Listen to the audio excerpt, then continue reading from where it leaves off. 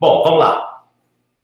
Então, vamos dar uma visão geral do que seja o web scraping, certo? Vamos falar sobre as principais bibliotecas que a gente precisa, o que seria um passo inicial, um Hello World web scraping, né? Analisando com detalhes o código que a gente obtém quando a gente faz um processo de web scraping. Vamos dar um passo seguinte para tentar ver aí como é que a gente faz para rastrear um site inteiro, né? E falar de algumas APIs que a gente pode utilizar, né, para conseguir melhorar a nossa coleta de dados. E, por fim, eu vou deixar alguns encaminhamentos para a gente ver numa segunda sessão, porque realmente hoje vai ficar complicado a gente conseguir ver tudo, né? O tempo é curto para muito assunto. Então, a ideia básica é isso aí. Bom, vamos lá. Então, começar com uma definição aí do Ryan Mitchell, né, que diz o seguinte: se você considera que programação é uma coisa mágica, então o web scraping é mais que isso, né? O web scraping é feitiçaria. Porque qual é a ideia principal do web scraping? A ideia principal é que a gente possa coletar dados na web de forma automática, né, através de um programa que a gente vai escrever com essa finalidade. Então, a ideia é justamente que a gente possa coletar de forma automática dados que estão espalhados pela web. E que tipo de dado? Qualquer um que você consiga transformar, né, visualizar como um conteúdo HTML. Então, se você consegue visualizar o dado de um site através de um formato HTML, através de uma página HTML, você pode ir lá e raspar, né? Scraping tem várias traduções no português, né? Uma delas significa raspar dados, né? Ou capturar dados, ou coletar dados, ou hackear, roubar. E aí tem várias traduções para o termo scraping, né? Então, a gente vai navegar em páginas e vai tentar extrair, tentar capturar os dados que estão disponíveis nessas páginas. E coletar isso aí e guardar isso aí em um banco de dados. A ideia principal é essa. Então, o web scraping é um conjunto de tecnologias de programação, de técnicas de análise de dados e de princípios de segurança da informação que a gente vai analisar e levar em consideração para que a gente possa capturar esses dados que existem. Bom, além disso, o web scraping é uma forma legal, uma forma divertida da gente conseguir capturar dados que estão espalhados na internet, né? E obter essas informações que você deseja. O que é que eu preciso? Qual seria a minha caixa de ferramentas que eu preciso para coletar esses dados? Bom, vou precisar de uma linguagem de programação. No caso aqui, eu utilizei Python, né? Eu utilizei como base um livrinho do Ryan Mitchell, aquele da definição anterior, né? Boa parte dos exemplos que você encontrar na web vai estar utilizando a linguagem Python. E para a implementação, eu usei o ambiente do Replit, mas você pode utilizar qualquer ambiente que você precisa. Eu gosto de deixar no Replit, porque eu já deixo disponível para minhas aulas, para minhas apresentações e tudo mais. Você vai precisar de funções de scraping, né? As funções mais conhecidas são a urllib, que vem dentro do próprio Python, faz parte do Python, e a Beautiful Soup, né? Que é a caixa de ferramentas mesmo para web scraping. Praticamente todo mundo que faz web scraping utiliza Beautiful Soup, né? E aí, como opcional, você vai precisar de algumas ferramentas adicionais dependendo do que você vai fazer. Por exemplo, suponha que você vai coletar dados no Facebook ou coletar dados em alguma rede social. Então, é interessante que você aprenda e domine bem a API dessas ferramentas, né? Então, algum conhecimento sobre a API do que você vai scrapar, do que você vai hackear, né? Pode vir a ser necessário. Além disso, dependendo de como você vai guardar essas informações, pode ser que você precise de algum BD, algum SGBD. Você vai coletar informações na web e vai guardar aonde? Os exemplos que eu fiz aqui são simplesinhos, a gente vai mostrar na tela.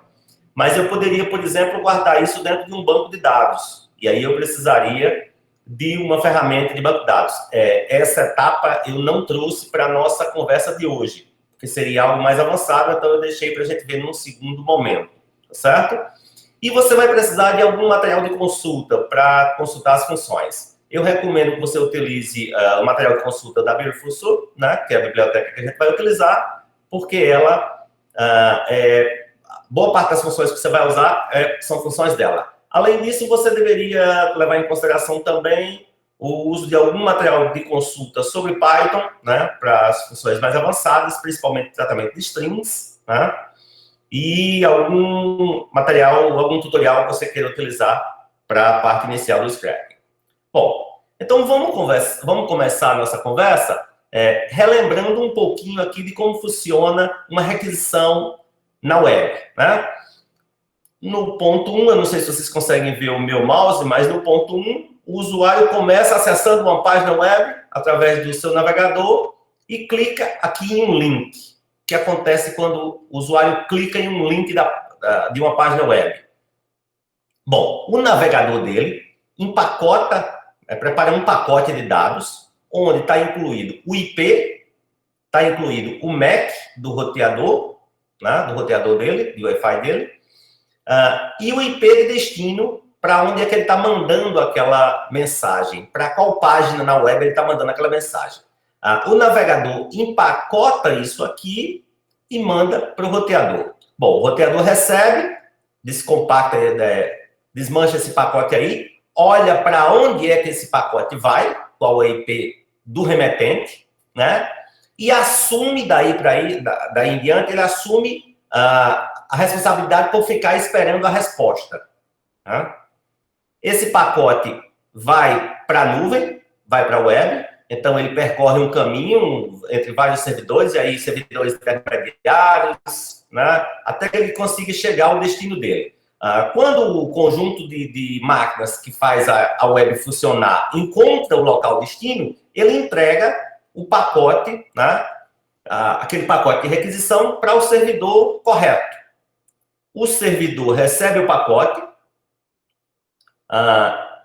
abre a mensagem, vê qual é a aplicação que está sendo exigida. A maioria aqui de informática sabe disso. Então, quando você manda, por exemplo, porta 80 ou porta 8080, vai para o servidor web.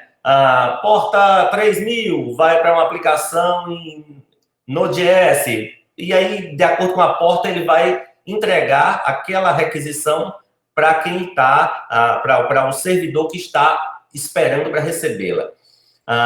Essa aplicação processa a requisição e gera de volta, né, na maior parte das vezes, gera de volta um HTML, que é devolvido como resposta. O servidor prepara esse pacote de resposta e envia de volta ao remetente. Opa, desculpa. Ao receber a resposta, o roteador vai procurar qual foi aquele MAC que pediu e vai enviar de volta o pacote para o MAC.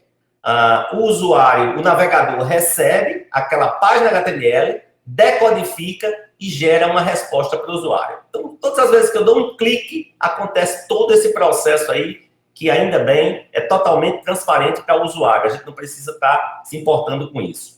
Bom, o que é que a gente vai fazer aqui? A gente vai eliminar alguns passos, né? Ao invés de a gente deixar o navegador preparar esse nosso pacote e enviar para o roteador, a gente vai fazer isso meio que diretamente. Então, os passos 1, 2, a gente vai excluir desse processo e a gente vai conversar diretamente com o nosso servidor, com a nossa aplicação. E aí, quando o retorno vier, também ele não vai vir para o navegador.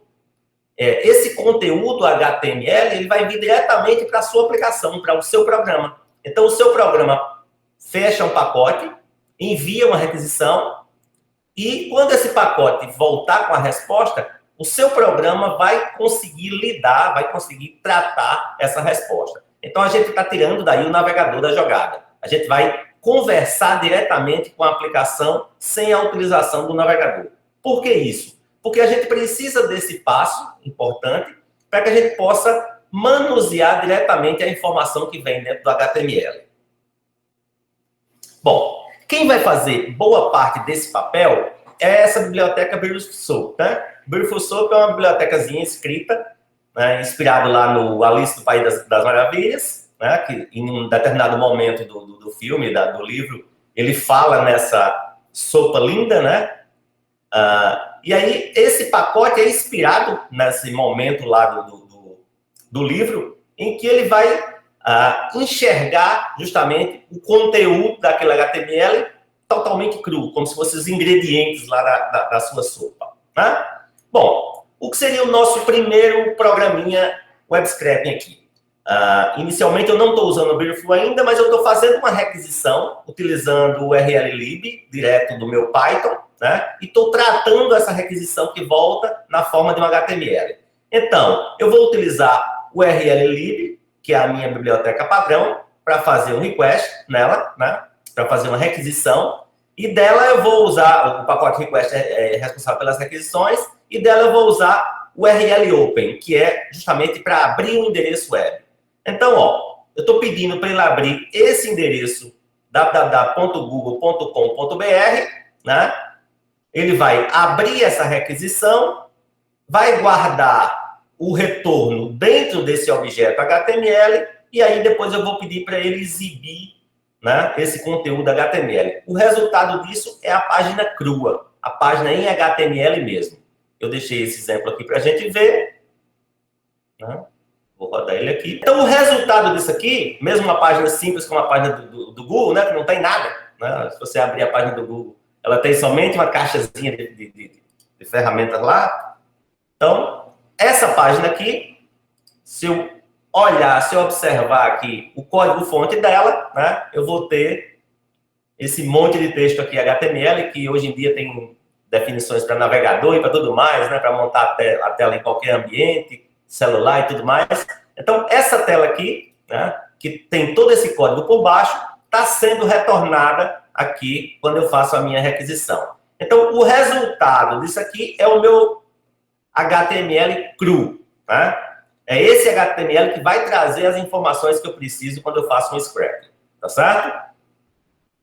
Então, vamos colocar uma pitada, né, de sopa aqui na história. Vamos colocar um pouquinho do Beautiful Soup, para a gente ver como a gente pode lidar diretamente com os objetos da página.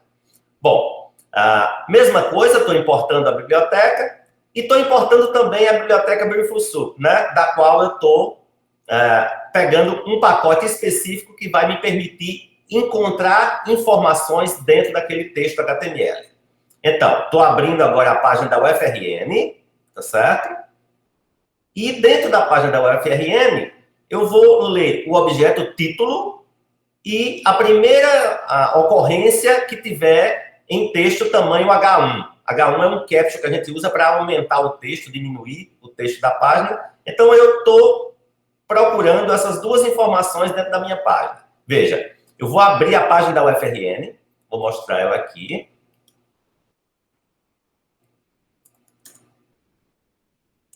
Estou abrindo essa página aqui. De todo o conteúdo que vier, que é bem extenso, ela é bem extensa na horizontal. Não sei se vocês estão percebendo, mas ela é bem extensa aí na horizontal. A vertical ela é curtinha.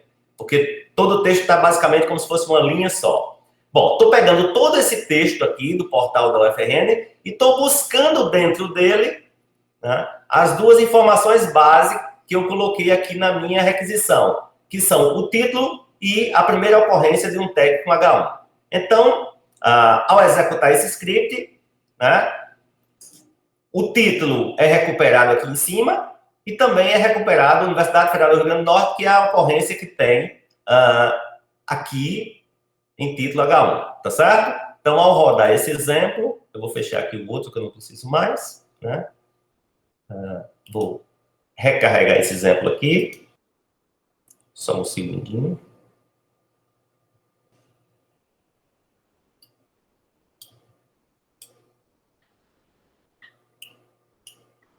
Bom, e aqui eu consegui recuperar o título da página, né, que é a informação que toda página HTML vai ter, e a primeira ocorrência em caption H1, né, da Universidade Federal do Rio Grande do Norte. Então, beleza.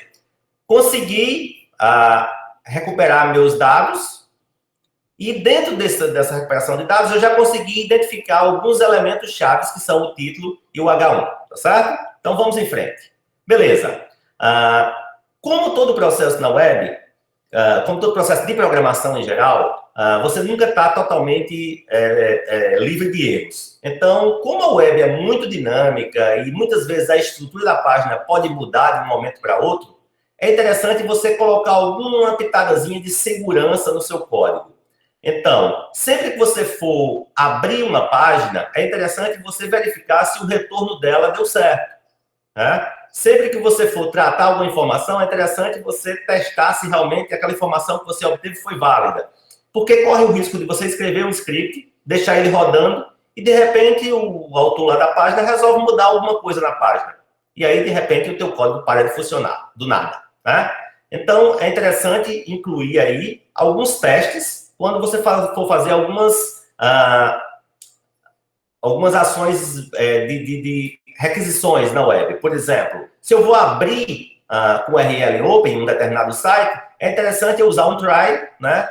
Para, se isso aí não der certo, eu conseguir retornar e lidar com esse erro sem que o meu programa dê problema. Então, a nossa versão 3 aqui inclui justamente um pouquinho de segurança no código para deixar o meu código mais eficiente e mais à prova de erros. Então, o que eu estou fazendo aqui é pedindo para o usuário digitar um site. Se por acaso o usuário esquecer de digitar o HTTP, eu vou incluir isso aí na URL, né? Então, se ele digitar com ou sem, vai dar certo. Vou pegar essa URL dele e vou tentar abrir esse endereço que ele me falou lá, né? Se eu conseguir abrir corretamente, eu vou retornar o título da página. E se eu não conseguir abrir, eu vou retornar um código de erro bonitinho, né? Depois eu vou tratar isso aí de forma correta. Se eu não conseguir abrir a página, eu vou printar uma mensagem de erro. E se eu conseguir, eu vou extrair da página. Veja o seguinte, nesse código que eu mostrei aqui, existia as tags, title/title, né? E aí eu vou extrair somente o título da página, desconsiderando essas tagzinhas HTML. Então, vou rodar o meu código aqui. Enquanto ele roda, eu vou mostrar o resultado. Eu não trouxe esse. Então, vou esperar ele rodar. E aí eu vou botar aqui, ó, www.ufrn.br.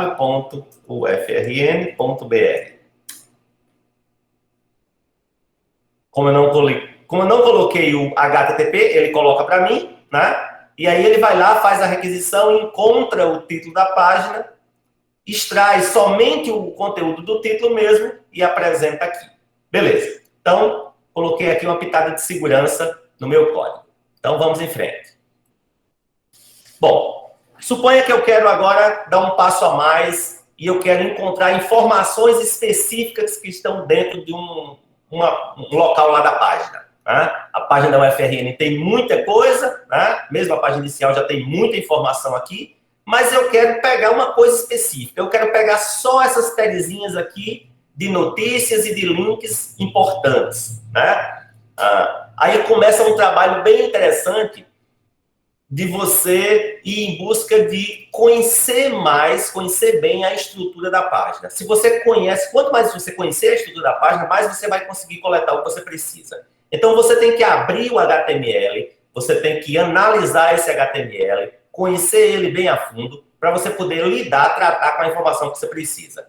Então, se você abrir aqui o HTML da página da UFRN, como eu falei, ele tem basicamente uma única linha, né, com todas as informações aqui. Mas aí tem coisas interessantes, né? A cor do link da página é uma informação bem interessante. O tamanho da fonte é uma informação interessante.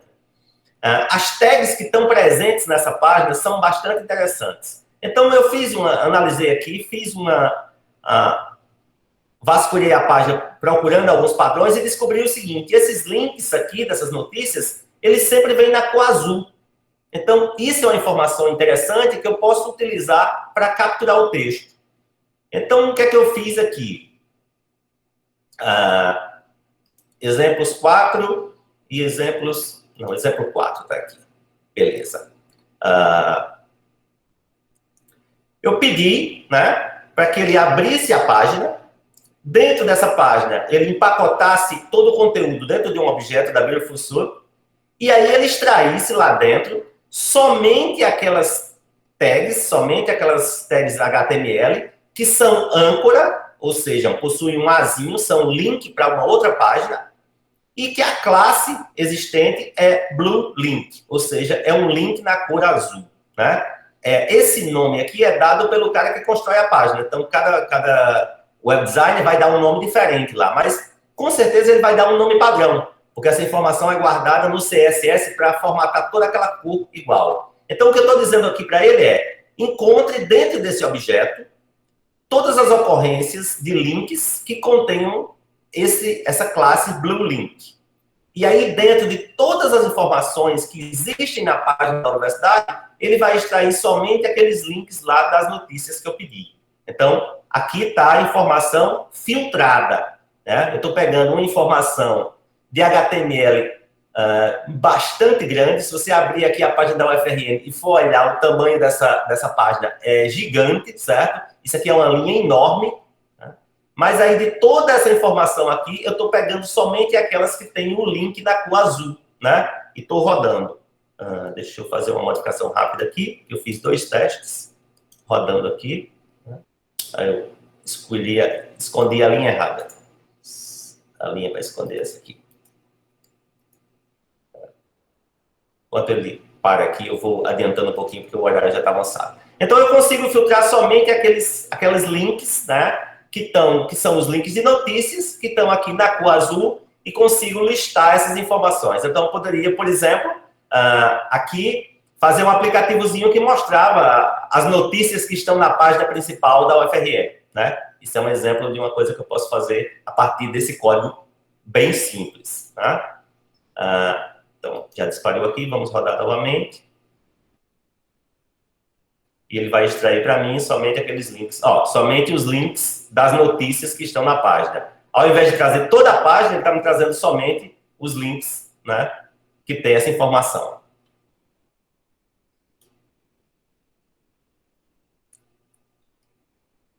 Se você for olhar um trecho lá da página, como eu estava falando, todas aquelas... eu fui analisar a página e vi que todas as notícias, elas têm essa mesma estrutura. A class Blue Link. E eu estou usando essa informação aqui, a class Blue Link, justamente para fazer essa requisição a class Blue Link. Então, ele está me trazendo somente esse trecho, né? Somente essa parte aqui da notícia, do link da notícia. Bom, eu usei aqui um métodozinho chamado Find All, né? Esse método é a mão na roda para você conseguir extrair informações da web. Então, toda página que você trouxer, você vai trazer um pacote grande de HTML. E aí, dentro desse pacote grande de tags HTML, você vai ter que filtrar o que é que você precisa. Então, Find e Find All são justamente as ferramentas para isso. Se você precisar encontrar só o primeiro, ou só uma ocorrência, você pode usar o Find. Se você precisar encontrar todas, você vai usar o Find All. E o Find All, ou Find All, ele tem uma série de parâmetros que eu posso passar para configurar.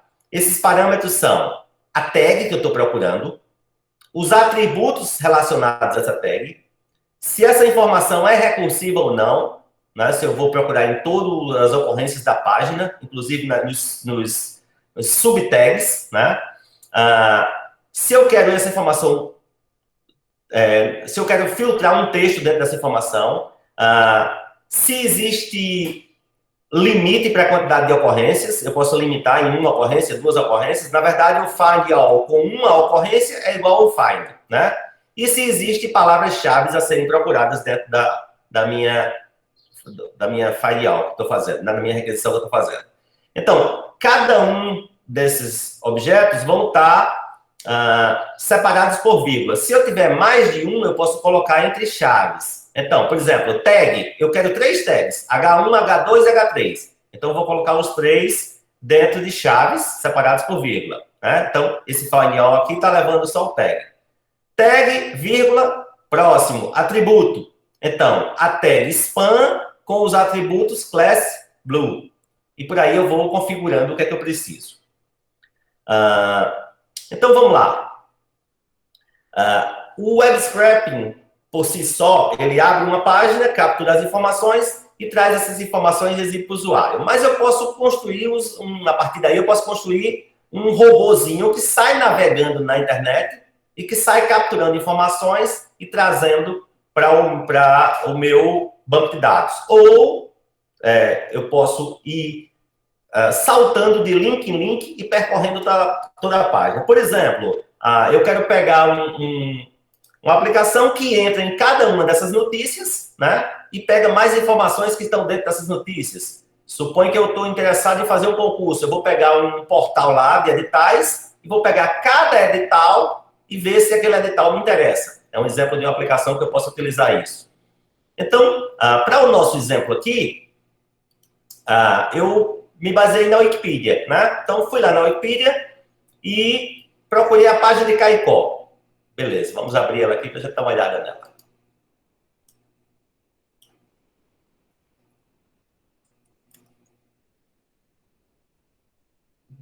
Caicó.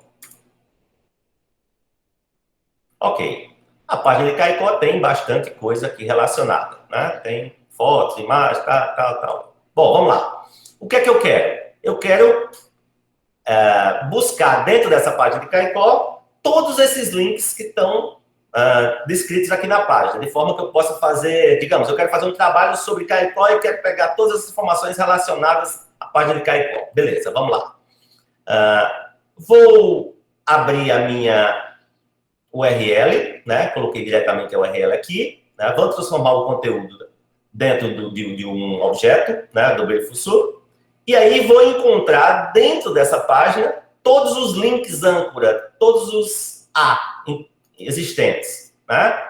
E aí dentro desse cada vez que eu encontrar um href, um link para uma página, eu vou apresentar esse meu link aqui. Então, rodando esse script, enquanto ele roda, a gente vai ver já o resultado aqui, né? Cada vez que eu encontrei um link, eu fui lá e exibi o meu link aqui. Então, eu vou ter aqui uma lista imensa, né?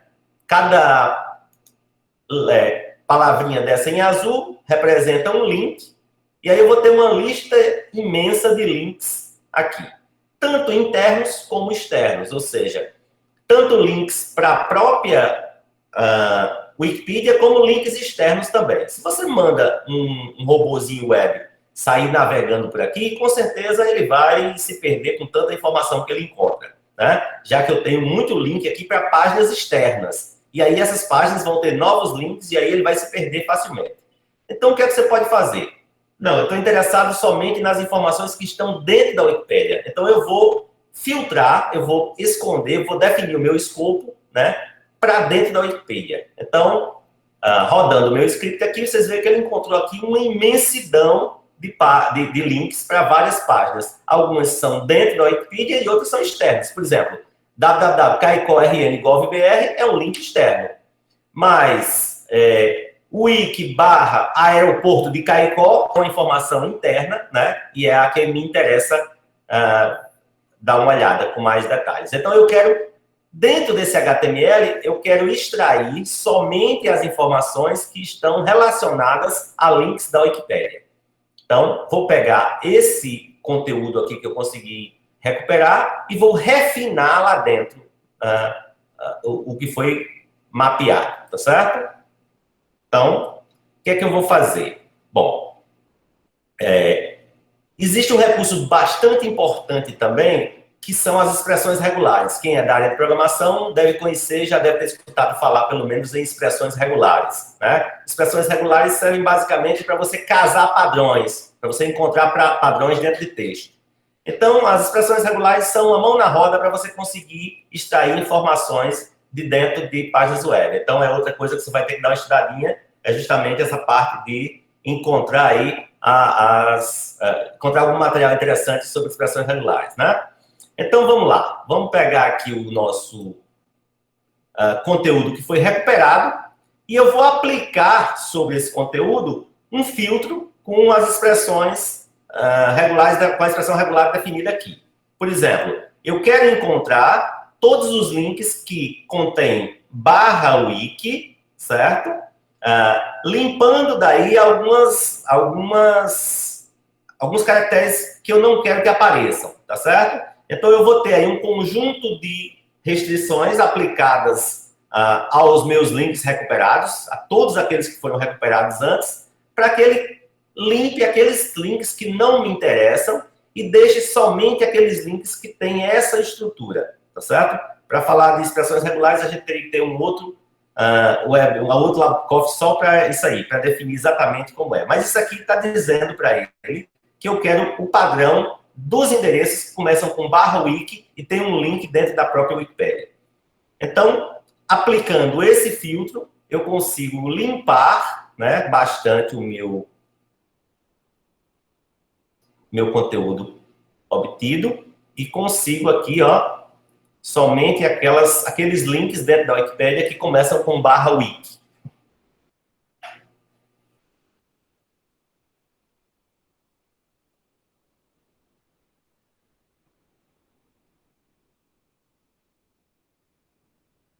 E aí eu tenho aqui a minha lista somente aqueles que começam com /wiki. Então vejam que eu estou pegando todo o conteúdo e daquele conteúdo eu estou filtrando somente o que me interessa, né? Você poderia, por exemplo, pegar todas as ofertas de um site e dizer, bom, eu quero somente essas ofertas que têm essa característica, que tem esse produto aqui, tá? Eu posso, por exemplo, configurar configurar o meu WebScrap para visitar um site de compras e pegar somente aqueles produtos que estão com desconto maior do que 50%. Tá? Você pode usar esse recurso para fazer esse tipo de busca, por exemplo. Bom, e aí eu consigo filtrar somente isso. Bom, qual o passo seguinte aqui? O passo seguinte seria colocar isso aí dentro de um repositório e visitar recursivamente cada um desses endereços, certo? Então, para finalizar, né, a gente traz aqui já que a hora já está bem avançada, já passei bastante dos 15 minutos que me dariam como tempo, né? Eu tenho aqui uma aplicaçãozinha interessante que ele fica saltando de link em link e visitando as demais páginas. Então, eu tenho aqui as duas bibliotecas que eu já venho usando e eu incluí mais 3 bibliotecas aqui. Daytime e Random, justamente para fazer essa parte do sorteio, né? E a biblioteca de expressões regulares. Então, o que eu vou fazer aqui é gerar um valor aleatório, uma semente aqui, utilizando a hora como semente para gerar um valor aleatório. E aí eu vou, a partir de um endereço base, que é a Wikipédia Caicó, eu vou buscar os links que estão dentro dela, nesse formato aqui, vou encontrar um link desses e vou abrir esse link. Então, eu vou sair pulando de página em página, né, navegando aí nos links da minha Wikipédia. Então, é um código bem pequenininho, mas que consegue fazer essa navegação de forma bem interessante. Vou trazer aqui esse código para vocês verem como funciona.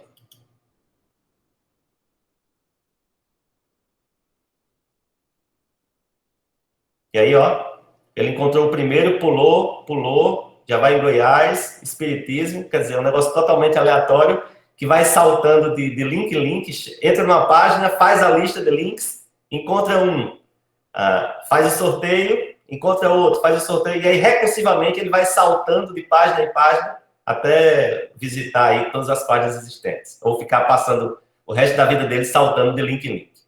Isso é o princípio dos crawlers, né, dos robôs web. O que é um robô web? Basicamente, é um scriptzinho que visita uma página, pega todos os links e recursivamente entra em cada um desses links. E aí, nessa nova página que ele entrar, ele vai pegar todos os links e recursivamente. Então, ele vai ficar navegando eternamente, né, em todos os links da web. Para que serve isso? Por exemplo, como é que eu faço para indexar conteúdo para o Google? O Google faz isso. O Google usa um scrambler desse, um crawler desse, desculpe, para sair saltando de link em link. Só que ela usa, para não visitar o mesmo link várias vezes, ela usa um algoritmo de otimização nisso aí. Mas ela sai indexando os conteúdos. Então, é assim, basicamente, que eu consigo escrever um robozinho que sai saltando de página em página. Então, você pode, por exemplo, escrever um robozinho desse para ficar saltando dentro de um mesmo contexto, dentro de um mesmo site, procurando produtos em promoção em uma loja. Né? Eu vou pular lá dentro da página da Amazon e vou sair saltando de link em link, encontrando produtos que estejam com preços promocionais, livros que estejam com desconto maior do que 70%, e vou avisar aqui ao meu usuário. Então, é uma conversa inicial, é um passo inicial. Basicamente, todos os meus exemplos eu tirei desse livro aqui, né? Que é, se vocês conseguem visualizar, é esse livro aqui, ó,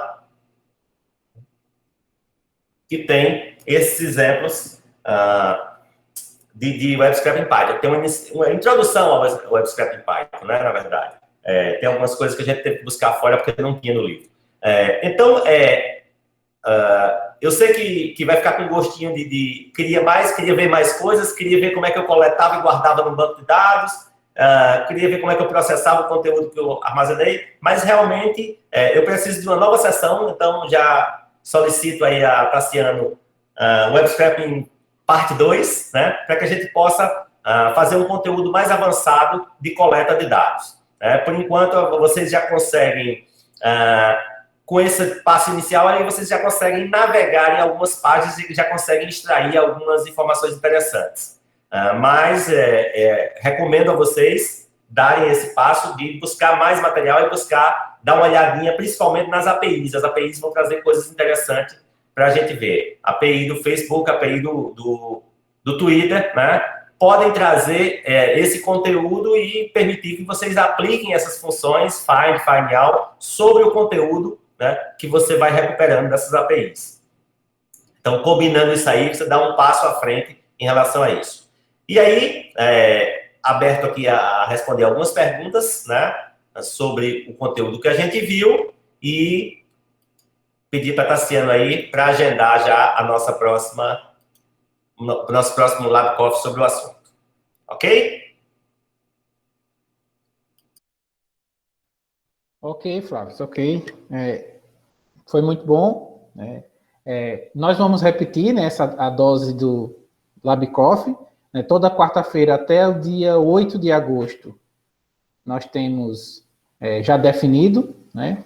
Nós já temos definido as apresentações, mas, assim, no novo período, 2020.6, nós vamos lançar novamente a questão, como surgiram muitas pessoas interessadas em apresentar, né? A gente talvez faça até uma inscrição de ideias, de submissões, para a gente selecionar. Que bom. E uma votação para saber quais são as mais interessantes. Pois ou a gente coloca todas e vai fazendo, repetindo e tendo esses encontros, né?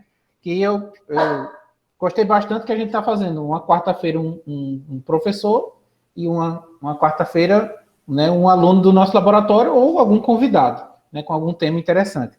E o professor Márcio já está aqui, né, participou hoje como ouvinte, mas ele já está convidado para apresentar. Bem-vindo, Márcio.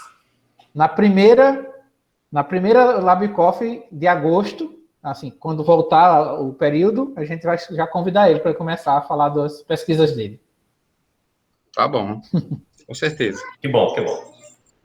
Perguntas, dúvidas, questões? Pessoal, quem tiver dúvidas, pode perguntar aí, faça a inscrição no chat, se tiver mais de uma, para não bagunçar, e eu passo a palavra. Iago Brendol, você aí, Iago? Tem um monte de gente nova, rapaz, nunca mais... Nem conheço esse povo. Parecem umas almas penadas. Flávio, Renatinha chegou na hora, viu? Só porque era a sua apresentação. Chegou antes de você. Ela não chegou na hora, não. Ela chegou 15 minutos antes. Sim, Até Tatiane, viu, menino? Eu vou fazer uma pergunta, Flávio. Como todo povo está encabulado aí. Beleza. No caso, você utilizou essa biblioteca do Python, né? Beautiful Soap. Existem outras? Ou essa é a mais usada? Ou Essa é a usada em 99% dos casos, né? Existia uma derivação da URL-lib que fazia esse tipo de coisa também, porque a URL-lib ela inclui algumas funções de capturar. Então, o que o pessoal fazia era usar a URL-lib mais uma série de outras bibliotecas para conseguir pegar esse objeto e extrair de dentro dele o texto que você precisava. o que acabava deixando o código muito grande, né? Você sabe que Python, a ideia é escrever pouco. Então, o que acontece? O pessoal pegou as principais funções, principais funcionalidades, né? E transformou isso aí na Beautiful Soup. Então, a Beautiful Soup veio para atender essas necessidades mais frequentes. Entendeu? Entendi.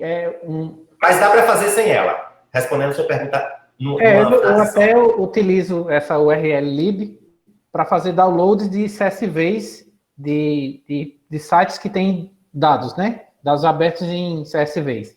Uhum. Então, eu uso ela para fazer o download do arquivo para a minha máquina.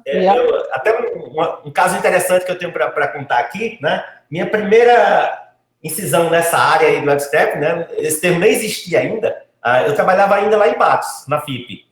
E eu comprei um audiolivro. Né? E quando eu comprei o audiolivro, o cara me deu um link para download. O link para download era praticamente igual ao link de apresentação do livro lá, do audiolivro. A única diferença era uma pasta. Em vez de ser a pasta V1, era a pasta V2. Né? Aí eu pensei, será que esse padrão se aplica a todos os arquivos do site? Na hora. Primeiro teste que eu fiz, né, descobri que eu conseguia baixar outro livro, e outro livro, e outro livro. Ou seja, o site, a forma de criação do site era totalmente aberta.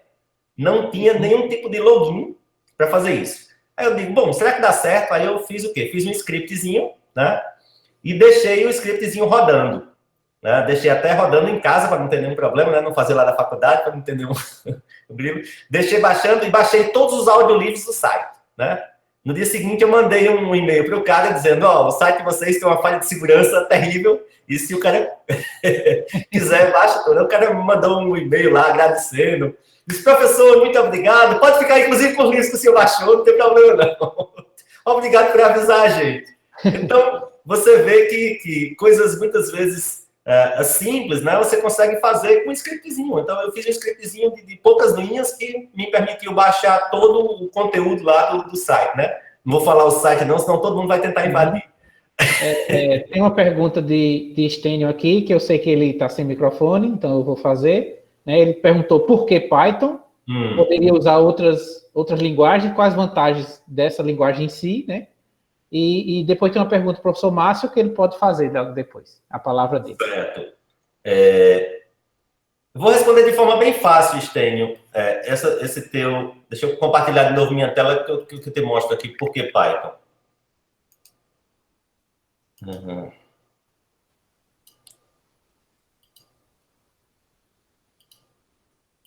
Só um instante. Conseguem ver minha tela?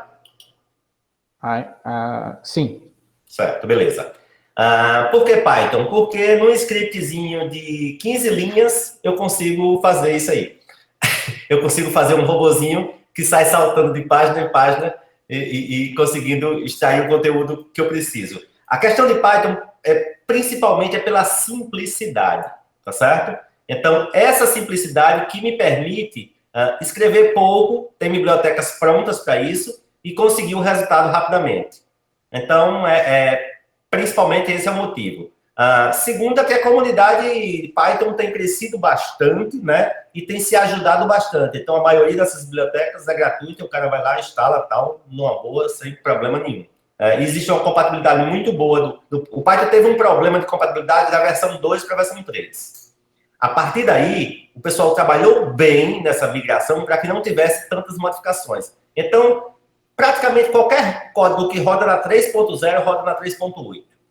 Praticamente todo. Né? Então, a mudança da 2 para 3 foi muito drástica, mas a partir daí a linguagem estabilizou e tem conseguido bons resultados. A vantagem em relação a outras linguagens, basicamente isso que eu falei, né? É possível fazer com outra linguagem? mas as bibliotecas são um pouco mais longas, você tem que escrever um pouquinho mais.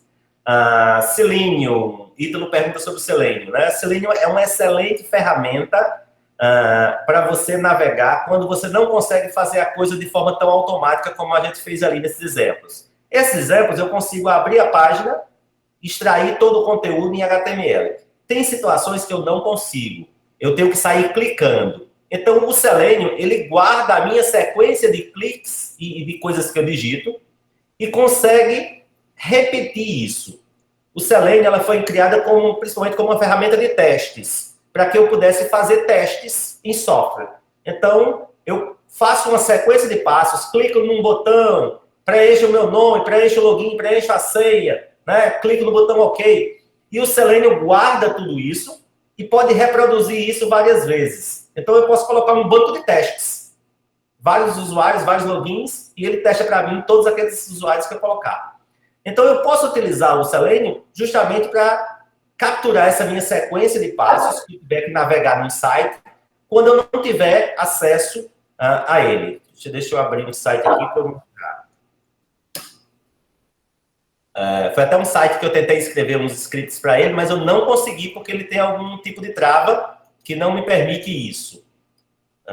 E aí, me desafiou para a versão 2, eu vou trabalhar em cima desse site.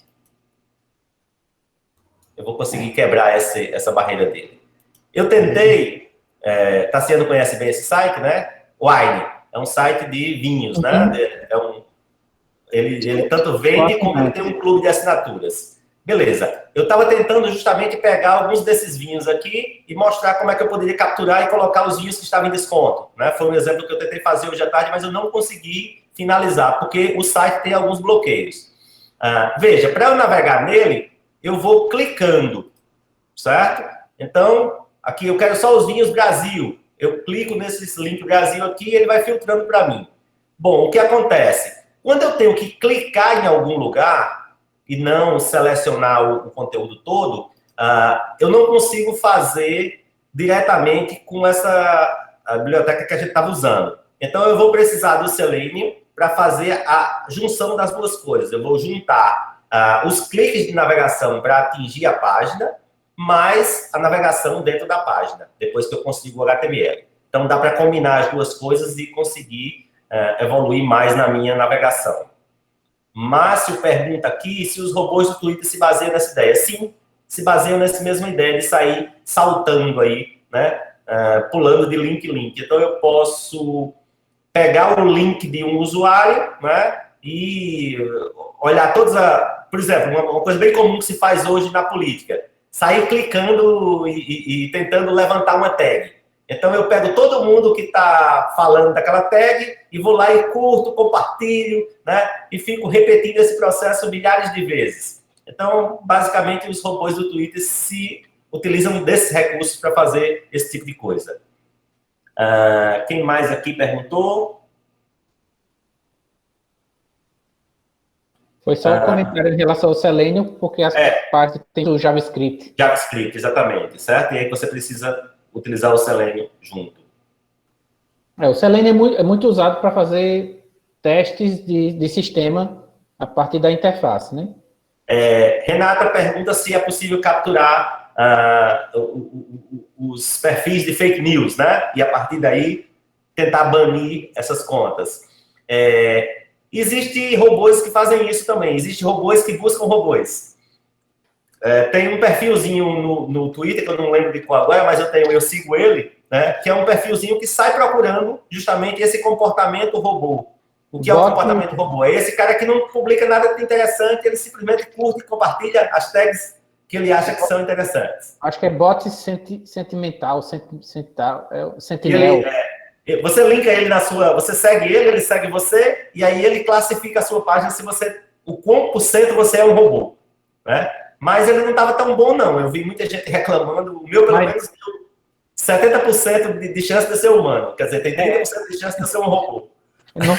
Não é isso que eu estou falando, não, Flávio. Tem um outro... Não? Não, tem um outro que ele detecta, por exemplo, alguém posta uma hashtag, né? Aí ele fica mapeando e detecta quantos robôs retweetaram aquela hashtag. Ele diz, essa hashtag está em alta, mas 50 e tantos % foram robôs que tweetaram ela. Certo. Não é essa daí é para detectar se um perfil... Se o perfil é robô ou não. Robô não.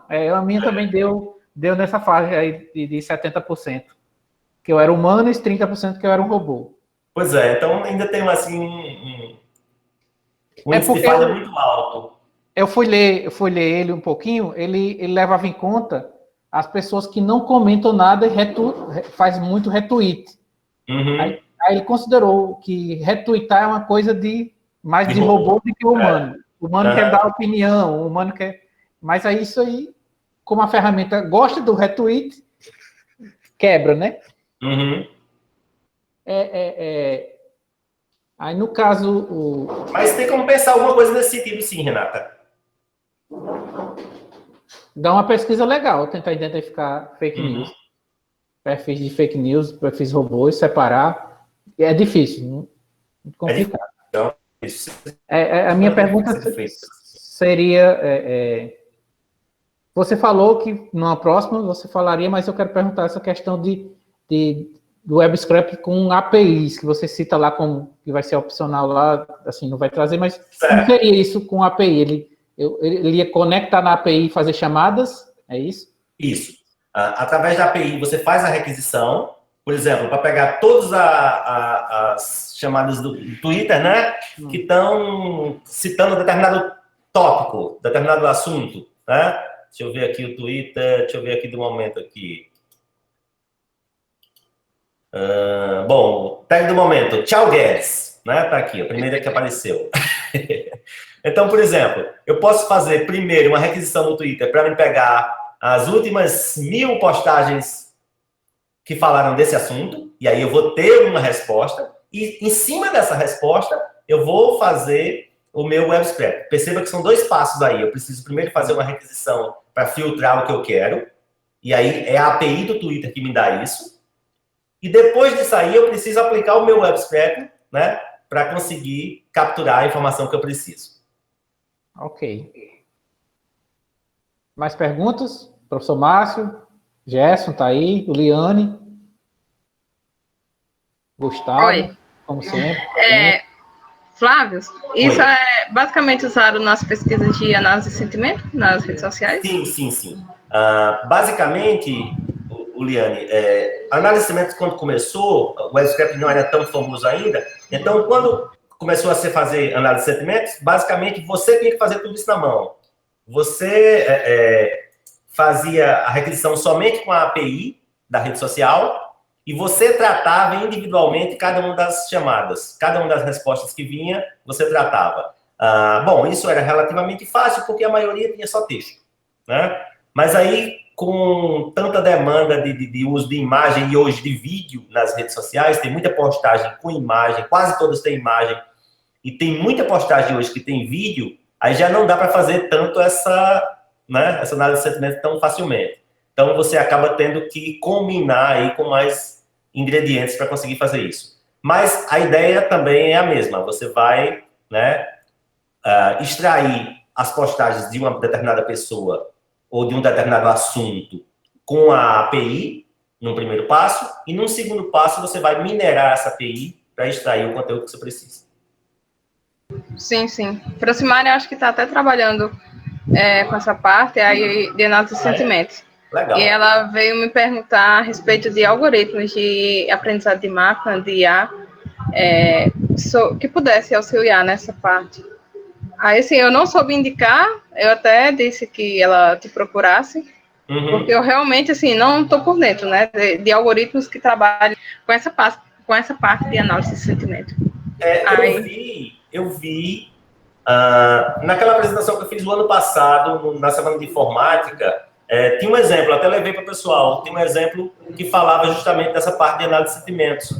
Naquela bibliotecazinha do Scikit-Learn. Sim. Python, certo? Eu uso ela. Ele tem um componentezinho que permite fazer. Eu vou falar para ela, então. Eu uso ela mais para a parte de agrupamento e pegar os índices. E para Pronto. Basicamente, o que é que se faz? Você tem um bag of words, né, que é um saco de palavras, um saco de palavras positivas e um saco de palavras negativas. Sim. Então, você pega uma postagem e vê se tem mais palavras positivas ou mais palavras negativas naquela postagem. E a partir daí você classifica. O princípio da coisa é esse, é bem simples. Né? Mas aí não é suscetível, por exemplo, a ironias. Sim. Entendeu? Sim. Então, aí entra já a parte de web semântica, né? Aí, às vezes, você tem que combinar mais coisas para poder obter o resultado, né, desejado. Aham. E aí, mais? Ô, Flávio, eu tenho uma pergunta. Pois não, Márcio? Tudo é novidade para mim, essas coisas, né? Mas eu inventei de fazer um doutorado em física e eu pesquisei um tempo uma coisa chamada redes complexas. Não sei se você já ouviu falar. Por sinal, tem até a disciplina, né, no BSI.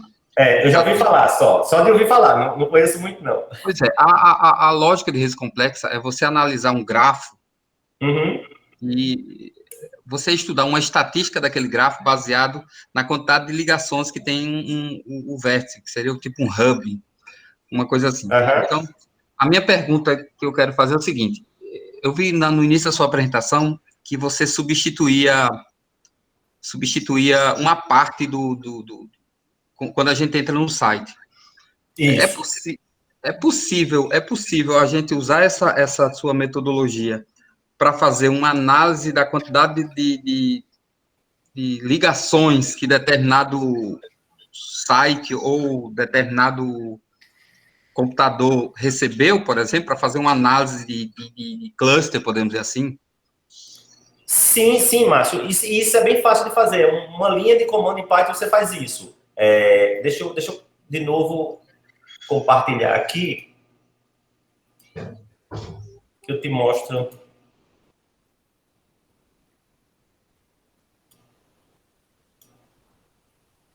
Você estava falando dessa aqui, né? Tá conseguindo ver? Estou conseguindo ver. Beleza. Você estava falando disso aqui. Então, o que a gente fez? A gente tirou aqui essa parte 1 e 2, né? Que é a parte do navegador. 1, 2 e 10, que é quando a gente recebe a resposta. Para lidar diretamente com o conteúdo das páginas. Bom, seguinte. Deixa eu pegar aqui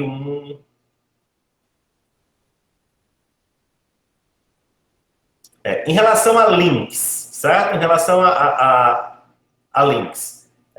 Esse código aqui, ó.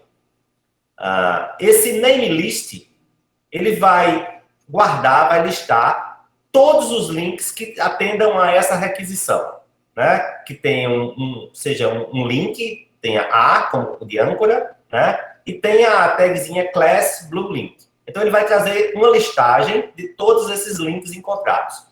Bom, se eu pedir para ele me mostrar, por exemplo, o tamanho desse name list, ele vai me dizer a quantidade de links que eu consegui obter. Então, para dimensionar, para ver o tamanho, é bem fácil, tá certo? A outra coisa que você perguntou foi a questão das conexões. Se eu estiver lidando com redes sociais, por exemplo, eu quero saber todos o... deixa eu ver quem está aí. Iago. Iago faz tempo que eu não falo dele. Depois eu falo de Renata. Então, Iago, por exemplo, eu quero ver o perfil de Iago no Twitter, né? Quais são as ligações? Se ele é um cara bem relacionado, se ele está ligado com muita gente, né? Então, a própria API do Twitter me dá isso. Então, ele me dá uma série de indicadores, né, que dizem o quão esse usuário é relacionado, o quão ele o quão complexa é a rede dele. Então, existe muita aplicação de rede complexa, muito estudo de redes complexas em redes sociais. Já vi vários artigos falando desse assunto. Basicamente, o que o pessoal pega a cardinalidade do usuário, né, a quantidade de links que ele tem, a quantidade de interações que ele faz, a quantidade de postagens, para ver se ele é um cara bem relacionado, se ele é um cara influente e tudo mais, né? Por exemplo, se você fizer uma requisição com Renata, né, você vai ver que ela é uma pessoa extremamente articulada. Ela posta muita coisa, muita gente curte as postagens dela, né? Ela curte postagens de muita gente. Então, você vê que a rede social dela tem um alcance bem maior do que teria a minha, por exemplo. Então, se for fazer propaganda de um produto, é melhor você investir na rede social de Renata do que na minha, né? Porque na minha eu posto mais coisas acadêmicas, o pessoal não curte muito, né? Já a Renata não, ela põe todas as novidades que tiver em Caicó e em Parelhas, ela vai colocar lá na rede social dela. E a galera vai seguir, vai curtir. Então, tem alguns indicadores que você consegue até com a própria API da rede social. A API do Twitter dá isso, a API do Facebook dá isso. ele te dá essas informações que você precisa. Acho que era isso que você queria. É isso mesmo, é isso mesmo. Obrigado. Beleza. É o que Renata? basicamente... Hoje eu falei bem de Renata. É o que basicamente esse pessoal que trabalha com marketing utiliza, né? O digital influencer. Eles utilizam essas estatísticas justamente para se promover, enfim, para postar. Exato. E essa coisa dá certo, né? A prova que esse negócio dá certo são os robôs. O fato de você curtir muito e muita gente curtiu o que você fala é o que faz o sucesso da coisa. Então, você consegue, com essas fazendinhas de robôs que a galera contrata aí, que os políticos contratam, você consegue colocar uma tag dessa no Top Trends bem rapidinho. Eu fiquei... tem também venda de seguidores. Você compra seguidores também agora. Que não fazem nada, né? São servidores que não compram. Renata, comprou quantos? Renata não tem robô seguindo ela, não. É todo mundo de verdade, de carne e osso. Muito bom. Só ela e a Aurora lá no Instagram. Muito bom a ideia de depois a gente evoluir, né? Agora todo mundo já entende como seria... Já sabe o que dá para fazer. Então dá para a gente fazer uma segunda rodada agora mais específico, né? Isso. Dos resultados. Talvez, né? É muita coisa mesmo. Não, assim, talvez focar em alguma área, né, específica, seja essa de fake news, seja essa que o professor Márcio falou, de calcular uma rede complexa, ajudar a fazer alguma métrica de uma rede complexa de alguma área, por exemplo, né, influência, seguidores, política ou dados abertos, não sei. Dá para fazer muita coisa, né? O TCC de Cícero foi da primeira turma, né? Ele criou 4 índices, né, de medida de influência de uma empresa numa rede social. 4 indicadores de impacto de uma empresa na rede social, da presença da empresa na rede social. A gente criou isso tal, só que, tipo, foi o TCC dele, mas ele não quis levar muito à frente, a gente não chegou a publicar, e isso ficou adormecido lá, né? Outro dia eu estava virando meus papéis aqui e encontrei. E, tipo, esses indicadores que ele criou são bem interessantes para se medir esse tipo de coisa, né?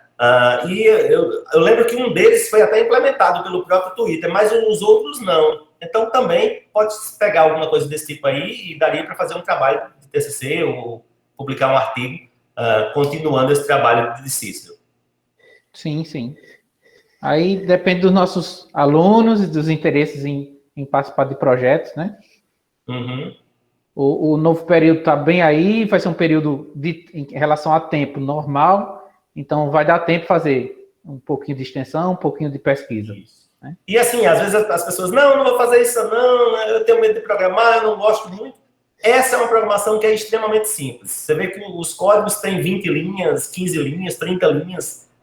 Com pouco código você consegue extrair bons resultados. O mais importante aí é você entender a estrutura da página que você está, né, tentando capturar dados. Você entendendo bem a estrutura dessa página, você consegue rapidamente obter o resultado que você deseja. Eu vi que Pablo entrou aí, eu queria que Pablo falasse um pouquinho sobre a experiência dele de capturar dados do Campeonato Brasileiro, que ele estava usando lá no TCC dele. Você pode falar, Pablo? Foi uma solução... boa noite, né? Foi uma solução bem simples. Você mostrou logo ali no início, né? Que colocar aquela tagzinha que você quer, né? No caso, o link, e na minha folha do jogo, para identificar o jogo e agora eu não lembro a palavra. Expressão regular, né? Para poder... A expressão regular que você usou. Eu lembro que você pegou o livro e você devolveu o livro com 2 dias. Disse, pronto, o primeiro capítulo eu já resolvi meu problema, já consegui o que eu queria fazer. Foi uma coisa bem rápida mesmo. E a gente... No caso, o que você precisava fazer era pegar todos os jogos, como foi? Pegar a tabela do campeonato. A tabela do campeonato de vários anos, né? Isso. Aí foi só um laço, onde eu identificava qual era a rodada, né? E colocava a expressão regular para pegar jogo a jogo. Ah. Márcio está aí ainda.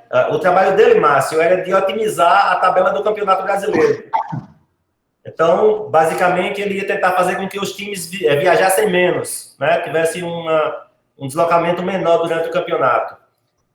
E aí ele precisou capturar dos anos anteriores para verificar se a solução que ele estava gerando era melhor em termos de deslocamento do que os anos anteriores. Ele estava comparando a proposta dele com a proposta dos anos anteriores. E aí ele precisou fazer um scrap desse para capturar todas as tabelas de todos os campeonatos para trás.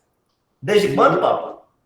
Foi de 2012 a 2017, 2018. 2017. Que é a nova versão do Campeonato Brasileiro, não é isso? Isso. Uhum. Então, acho que foi o primeiro contato que o Pablo teve com o WebScrap, né? Surgiu dessa necessidade aí e a gente começou a estudar um pouquinho sobre isso aí. E a gente mexeu um pouquinho, você falou do Selenium também, né? Uhum. A gente mexeu um pouquinho com o Selenium quando a gente fez aquele projeto lá do... Estou esquecendo os nomes. Peraí. Sim, que você fez com o Arthur, né? Isso. Como é o nome do projeto, Flávio? Eu lembro que vocês fizeram alguma coisa com Selenium. Não lembro qual foi o projeto, não. A gente falou há poucos dias que envolveu o RFID, tinha rede, que a gente pegava as conexões que estavam, as pessoas que estavam conectadas no roteador do laboratório, o nome do projeto não vem. Sim, do Saiu. Isso. Foi uma parte do Saiu, não foi para gerenciar, foi, tá certo. Então, às vezes o seu trabalho de pesquisa não tem nada a ver, como o de Pablo, não tem nada a ver com o WebScrap, mas ele precisou justamente para fazer essa captura dos dados necessários para ele fazer a comparação. E senão ia dar uma trabalheira grande, viu? Pegar dado a dado ali. Para fazer na mão dá trabalho. Aí. Porque ele precisava de todos os jogos em todas as rodadas, né? Isso. Era um conjunto de jogos em todas as rodadas. 390 jogos por campeonato.